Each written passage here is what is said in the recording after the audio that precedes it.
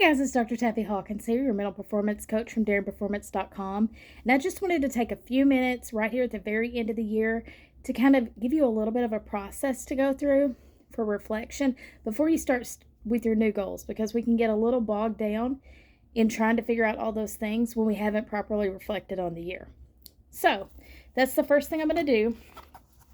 This is a 2-year planner, and the first thing that I do is go all the way back to January and kind of see what January looked like. It's pretty slow last year, but I will tell you this right now, that this spring was the hardest, most grueling time that I've had in many, many years. So with that in mind, I was like, okay, what needs to be scaled back for this year?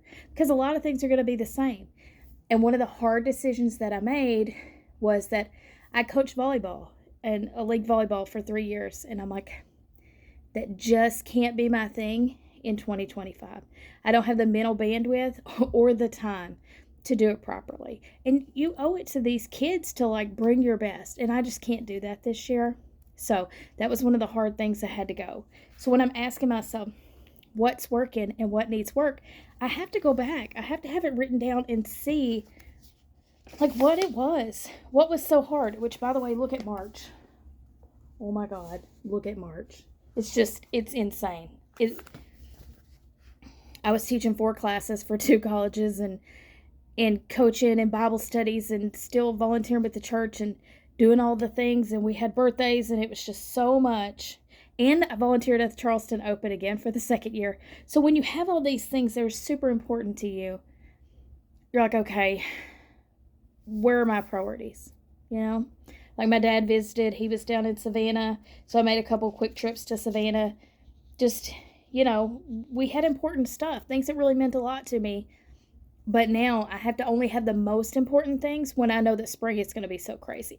So in my reflection, what's working, what needs work, what was working, logging things down. Absolutely. If it's not on here, it's not really going to be a top priority. And then what needs work? Can't overcommit. Can't say yes to everything. Even these super great opportunities.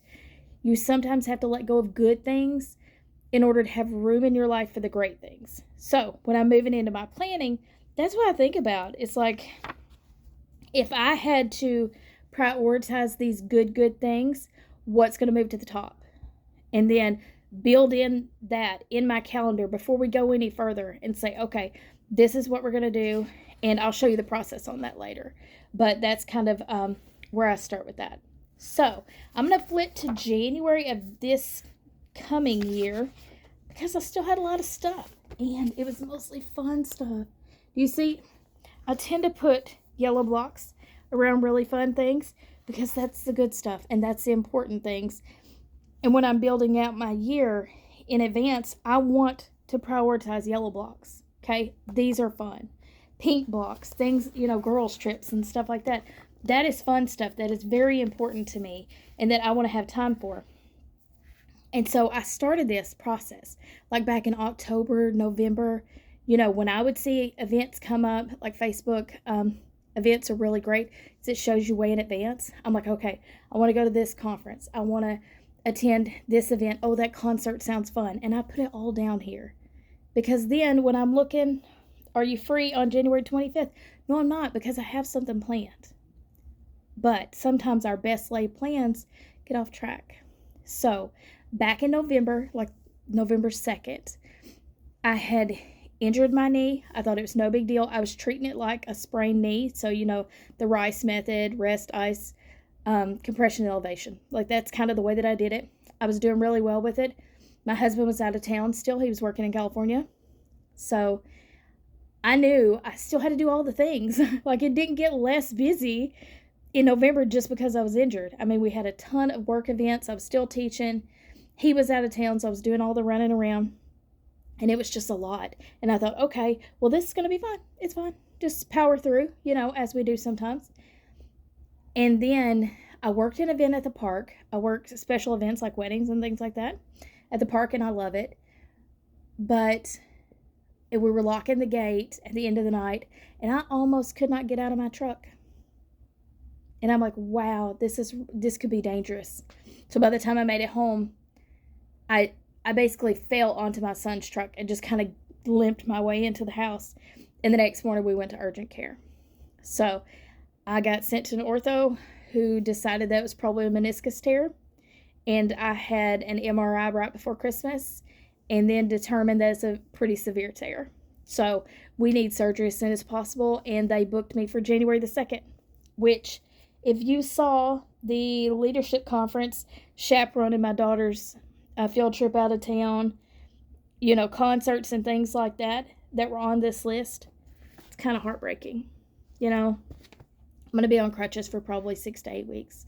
So these things may not be possible for me right now, and that's kind of a bummer. And it's okay to grieve the things that we thought we were going to do. Like if it was a big trip and you thought you were going to be able to do it and for whatever reason you can't, it's okay to grieve those things. All right? Well, so let's just clear that up right now. But now I have a very open January.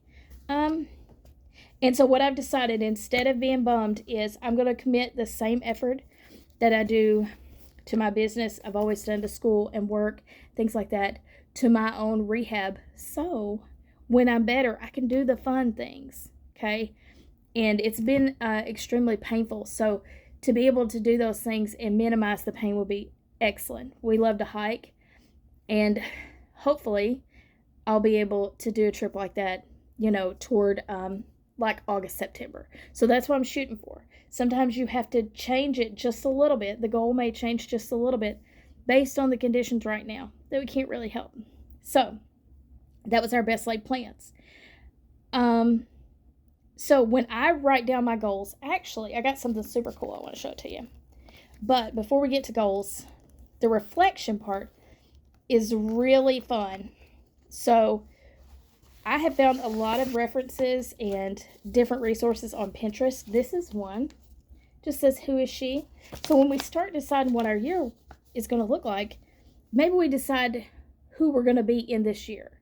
And I've heard it described like this, as seasons, like a television show. You're in season 1, season 2, and maybe in this season, I'm in my rehab season, So maybe in this season, it's like my phoenix rising from the ashes of my injury or whatever. So it's like, well, your ideal self, what do they look like? How do they dress? What are their habits? What are their weekly routines?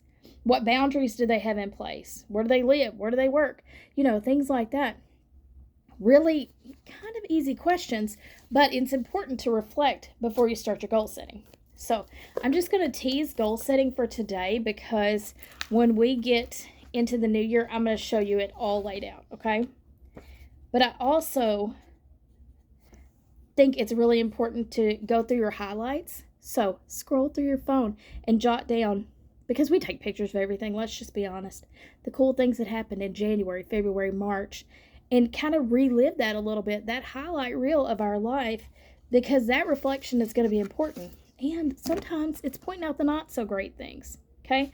I found some not so great things that I do not want to relive in this coming year. So that's going to be really important moving forward. But I found a lot of super cool things. Look at October. Look at all the things in October. Man, it was just a stellar year, overall. Injury and everything. Still pretty good. But one of the questions, it was like taking you through what's the happiest moment of 2024, which, by the way, my son graduated high school. Definitely the happiest moment. Who were the most influential people? What's one mistake you made in 2024, and how are you not going to make it 2025? And I think that's really important, because mine was overcommitment. So that's why when I'm planning this out, can't overcommit this time. Almost killed us. We're not going to do that, okay? And so for this year, I love the teachings of Jesse Itzler, and he's got a giant calendar, which is not new. Like, he's been doing this process forever. But I got the giant calendar, and it's like a package deal. Look at this planner. I know. Look at it compared to my face. It's humongous. I love it. It's got like pockets in it.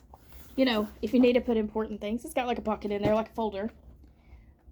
But this gives space to plan it all out. So when we start talking about goal setting and all that stuff in the next video, that's what we're going to do. We're going to write it all down there in the ways that he does it. And this isn't time zones on it, which is kind of cool because I work for a school that's in Arizona. So it's important to remember what time it is there when I'm doing assignments. But I love road trips. So I'm like, ooh, if we go here, we could easily go to this other place. And it often gets me off track, and I love it. So that's something to keep in mind. But it's got like place. He's a big runner. If you want to log your running, I'm probably not going to be doing that for a little while.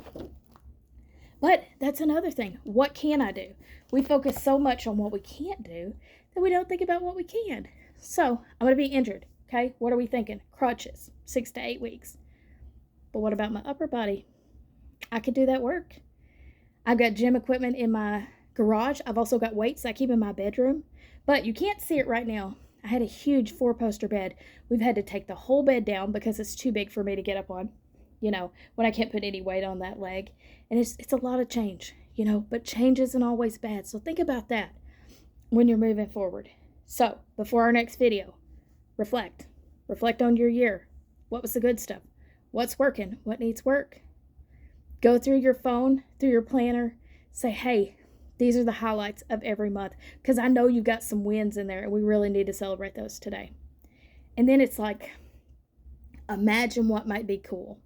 So I got 2 things on my brain for this year. They're both physical goals, like a very active thing. So I'm going to have to see what I'm capable of. It's in the fall, so I think we got a little bit of time to build up to that. But just like imagine, wouldn't it be cool if, maybe this year wasn't what you thought it'd be. It certainly wasn't for me. But wouldn't it be cool if blank? And we'll start working on that. We're going to work on it next week.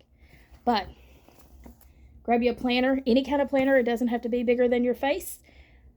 Have your notebook and determine, okay, what worked, what needs work. Go back through your things. And I will see you here next week. And we're going to build out those goals. Okay? I'm Dr. Tappy Hawkins. Happy New Year.